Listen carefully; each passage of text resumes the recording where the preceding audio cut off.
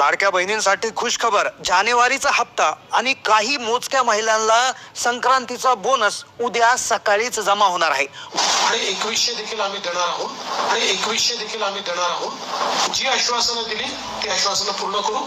2-3 दिवस उशीर झाला पण सरकारने पैसे वाटपाचा कार्यक्रम आता सुरू केलेला आहे। 12 जिल्ह्यांमध्ये 3 बँकांना आदेश देण्यात आलेले आहे। लाडकी बहीण योजना जी आम्ही घोषित केली होती त्याच्या निधी वितरणाची सुरुवात आम्ही कालपासून केली आहे। पैसे वर्ग केलेले आहे आणि 48 तासाच्या आत, म्हणजे जानेवारीचा हप्ता तर जमा होईलच पण 48 तासाच्या आत तुम्हाला 5,000 रुपयाचा संक्रांती बोनस देखील जमा होणार आहे। लाडक्या बहिणींची मागणी अखेर सरकारने मान्य केलेली आहे। उद्या सकाळपासूनच महिलांच्या बँक खात्यात, ज्यासाठी 3 बँक खाते जे आहेत ते फार असणं गरजेचं आहे, तुमच्या खात्यामध्ये 1500 रुपयाचा मेसेज येईल, त्यानंतर लगेच 3,000 आणि लगेच 10,500 रुपये जमा होतील। तर या यादीमधील महिलांना संक्रांतीचा बोनस 5,000 रुपये 48 तासाच्या आत जमा करण्याचे आदेश देण्यात आले। बँकांना आदेश 48 तासात पैसे जमा करा। 2025 मधली महिलांसाठी सर्वात मोठी आनंदाची बातमी आहे। यावर आदिती तटकरे मॅडम काय म्हणाल्या, लगेच पहा। आपल्या सगळ्या जणींना नवीन वर्षाच्या सुद्धा मी मनापासूनच्या शुभेच्छा देते। म्हणजे मुख्यमंत्री माझी लाडकी बहीण योजना या हप्त्याच्या वितरणाची सुरुवात, सन्मान निधीच्या वितरणाची सुरुवात आपण आजपासून करत आहोत। यामध्ये 2,34,00,000 महिलांचा समावेश तर आहेच। कालपासूनच पैसे वाटपाचा कार्यक्रम सुरू झाला आहे, पण ज्यांना अजूनही मेसेज आले नाही तर त्यांनी 36 जिल्ह्यापैकी 12 जिल्ह्यातील महिलांसाठी पैसे वाटपाचा कार्यक्रम जो आहे तो उद्या सकाळी होत आहे। आज 6 जिल्हे घेतलेले आहेत, उद्याचे 12 जिल्हे लक्षपूर्वक ऐका। आता महाराष्ट्रामध्ये 6 विभाग आहेत। पहा, विभाग म्हणजे ज्यामध्ये अमरावती विभाग, छत्रपती संभाजीनगर विभाग, कोकण विभाग, त्याचबरोबर इकडे जो असेल पुणे विभाग, नाशिक विभाग, तर विदर्भ, तर अशा प्रकारचे जे विभाग आहेत तर त्यामधून 2-2 जिल्ह्यांची निवड करण्यात आली आहे आणि मोजक्याच महिलांना 5,000 रुपयाचा बोनस देखील मिळणार आहे। पण त्यातच एक मोठी नाराज करणारी बातमी जी समोर आली आहे की आता मागचे पैसे देखील सरकार काढून घेत आहे। आता तुमचे पुढचे पैसे तर तुम्हाला येणार, बोनस मिळवण्यासाठी काय करायचं आहे ते व्हिडिओमध्ये मी सांगतो। जानेवारीचा हप्ता तुम्हाला कसा मिळवायचा त्यासाठी एक छोटंसं काम करायचं आहे, पण मागचे पैसे जे काढून घेतले जात आहे ते काढू नये म्हणून काय करायचं आहे त्यासाठी 4 निकष जे आहेत तर ते समजून घेणं गरजेचं आहे। असंख्य महिलांच्या तक्रारी आल्या आहेत। 6 जिल्हे असे आहेत, उद्याचे 12 जिल्हे सांगतो पण 6 जिल्हे असे असणार आहे। पहा, त्या 6 जिल्ह्यापैकी तुम्ही जर एखाद्या जिल्ह्यात राहत असाल तर कदाचित तुम्हाला हप्ता यायला लेट होऊ शकतं। अजूनही तुम्हाला हप्ता आला नसेल तर कदाचित या 6 पैकी एका जिल्ह्यात तुम्ही राहत असाल, कारण की आदिती तटकरे मॅडम म्हणाले होते की या 6 जिल्ह्यातून असंख्य तक्रारी आल्यात आणि तक्रारी आल्यामुळे तिथे पडताळणी सुरू आहे आणि त्यामुळे त्या जिल्ह्यांमध्ये हप्ता यायला उशीर होत आहे। त्यामुळे 6 विभाग जे आहेत, अमरावती विभाग, छत्रपती संभाजीनगर, कोकण विभाग, नागपूर विभाग, नाशिक विभाग, पुणे विभाग, यातील 2-2 जिल्ह्यांची निवड करण्यात आली आहे। प्रत्येक विभागात थोडे जास्त कमी जिल्हे आहेत, पण दुसऱ्या जिल्ह्यांची निवड आली। 6 जे जिल्हे असणार आहे जिथे पडताळणी सुरू आहे त्या 6 जिल्ह्यातील महिलांसाठी शेवटी एक महत्त्वाची सूचना आहे, कारण की त्या जिल्ह्यातील महिलांची पडताळणी कसून होत आहे, तक्रारी काय आल्या ते समजून घेऊ। पण काल काय झालं, डायरेक्ट कारवाई म्हणून एका महिलेच्या खात्यातून 7,500 रुपये वजा करून घेण्यात आले सरकारकडून। प्रचंड महिलांमध्ये नाराजी पसरली, चर्चा सुरू झाली। एकनाथजी शिंदे साहेबांनी यावर स्पष्टीकरण दिले की आम्ही पैसे मागे नाही घेतले, तर स्वतः महिलेने ते पैसे आम्हाला आणून दिले, चुकून ते पैसे आले होते। त्यांनी अभिनंदन देखील केलेलं आहे त्या महिलेचं।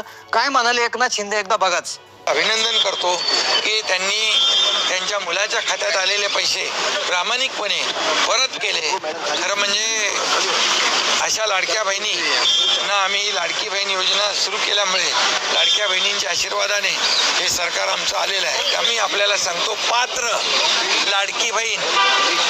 लाडकी बहीण या योजनेपासून वंचित राहणार नाही, बिलकुल राहणार नाही।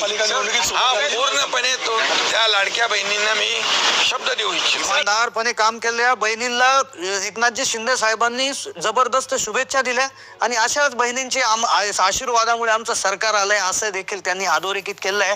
महिलांना शब्द दिला की कोणत्याही महिला जी आहे, पात्र महिला, ती लाभापासून वंचित राहणार नाही, तिला पैसे येणार आहे। पण दुसरीकडे अजून एक अशी अपडेट आली की ज्यामुळे आता पहा की संक्रांतीचा जो बोनस आहे 5,000 रुपये तो 48 तासात तुम्हाला मिळेल, पण त्यासाठी एक छोटंसं काम तुम्हाला करायचं आहे ते केल्याशिवाय तुम्हाला हे 48 तासात पैसे येणार नाही. कारण की जानेवारीचा हप्ता कदाचित लेट होईल, पण हा बोनस अर्जंटमध्ये तुमच्या खात्यात येईल. फक्त सांगतोय ज्या पद्धतीनं GR मध्ये सांगितलंय ते काम अर्जंटमध्ये तुम्ही करून घ्या. जे काम काय करायचं आहे 5,000 रुपयासाठी ते तुम्हाला व्हिडिओमध्ये इथून पुढे सांगण्यात येईल. पण सगळ्यात महत्त्वाची गोष्ट, आता जो जानेवारीचा हप्ता आहे त्याविषयी एक मोठी अपडेट आली की 12 जिल्ह्यांची निवड झाली. 6 विभागामधून 12 जिल्हे निवडले गेले आहेत. आता तो हप्ता 1,500 काहींना येणार, काहींना 3,000, तर काहींना डायरेक्ट 10,500 येणार. तर काही अशा देखील महिला असणार आहेत. बघा, लक्षपूर्वक ऐका, जानेवारीचा हप्ता आता सगळ्यांना सारखा येणार नाहीये. इथून पुढे लक्षात घ्या, कारण की 24 मध्ये वेगळे नियम होते, 25 मध्ये वेगळे नियम असणार आहेत. तर त्या नव्या नियमानुसार असंही सांगण्यात आलेलं आहे की जे योजना जी आहे, तुम्ही जर दुसऱ्या एखाद्या योजनेचा लाभ घेत असाल, आता हे लक्षपूर्वक ऐका, दुसऱ्या कुठल्या योजनेचा तुम्ही जर लाभ घेत असाल आणि त्याचा लाभ जर 1,500च्या जास्त असेल तर तुमची लाडकी बहीण योजनेचा लाभ बंद होईल. आणि दुसरी एखादी योजना असेल की तिचा लाभ 1,500पेक्षा कमी येत आहे, उदाहरणार्थ निराधार योजना असेल किंवा कुठली तरी एखादी योजना आहे, श्रावण बाळ योजना असेल, तर त्या योजनेच्या अंतर्गत तुम्हाला जर जास्त पैसे 500 रुपये येत असतील उदाहरणार्थ, तर तुम्हाला लाडक्या बहिणीचे 1,000च रुपये मिळतील. म्हणजे टोटल तुम्हाला सरकारकडून 1,500 रुपये महिनाच मिळणार आहे. त्यामुळे तुमचे ते 500 रुपये इकडले कमी होतील. म्हणजेच काही महिला अशा असणार आहेत दुसऱ्या योजनेतल्या लाभार्थी की ज्यांना कमी हप्ता येणार आहे. आता ही गोष्ट इथे क्लिअर झाली. मग कोणाला 3,000 येणार, कोणाला 10,500 येणार, तर लक्षपूर्वक ऐका, ज्यांना मागचे हप्ते यायचे बाकी आहेत तर ती टोटल त्यांना येणार आहे. आता ज्यांनी ऑक्टोबरमध्ये फॉर्म भरले त्यांना ऑक्टोबर, नोव्हेंबर, डिसेंबर आणि जानेवारी याच्या मिळून 6,000 येतील.